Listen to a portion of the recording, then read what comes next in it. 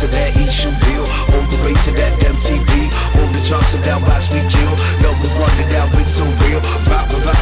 Them speakers. Them speakers. Okay, so there's a reason why we're in Yishun right now. I mean, this is obviously where you grew up, right? This block 808 is very special to you. It's where you hang out and sort of like have meetings with your friends and all this stuff. Let's talk about you growing up in Yishun. Like, what was life here? Growing up in Yishun actually had its good and its bad entities. Some of the bad influences was like trying to stay away from the gangs, which I've never joined a gang before in my life. And I like to state to everybody out there that just because you're a rapper doesn't mean you got to be in a gang. Yeah. That's all marketing and hype for America, and this is Singapore, you got to keep it real. Yeah. So if you talk to somebody from a corporate world and you tell them that you're from Yishun, it gets a negative vibe immediately. Basically, they just think that a lot of gangsters are from this area, a lot of negativity, people getting slashed here, right. You know, people getting to the wrong crowd here. That's why from young, I've made it a point for myself to stick around the right people and make sure I get myself on the right path. That was the first and foremost thing.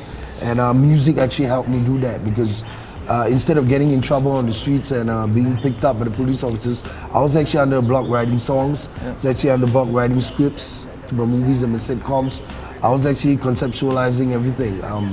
Not to say that the negativity didn't get to me, but I made sure that it didn't affect my life in a major way like most people from this area. Okay, so we've talked about the negative influences on your music, living in Yishun. How about growing up here and having some positive influences?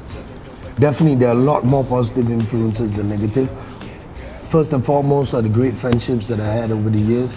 All the people that I met are part of my team, right. And they're friendships that I'll keep for the rest of my life. Being born here and being born away from most of the context of the music industry made me strive. Made me strive basically to get out of here. And it taught me a lot of life lessons, right. Seeing the people around me, the people who same age as me and stuff like that, and the lives that they are leading right now, and the lives that they're not actually. It actually drives me to actually do everything that I do right now. So how about your neighbors and like the community over here? Did they support your music, or did they look at you like, oh, who's this guy dropping like Western wear, you know, trying to say, because that's what the aunties would think, right? You don't think like this is like a local sort of thing? Actually, surprisingly, they're really supportive. Right. A lot of times when I practice, they're usually around and sitting down and watching me.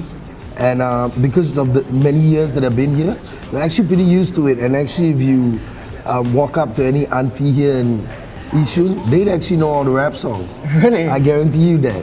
So when you're practicing in your home, because I mean, HB flats are such where everyone is just really close to each other, right? Yeah. So do they listen to your music? Do they hear your music? They know that this rapper stays in this one block and all your neighbors know you? I actually get a holler out from the next block, people waving from the next block when I'm practicing. Right. So I just wave back because they are very at home, because I actually come back here, I shoot stuff, I shoot my practice reels and stuff like that. So they're extremely supportive and extremely open about it. Them speakers,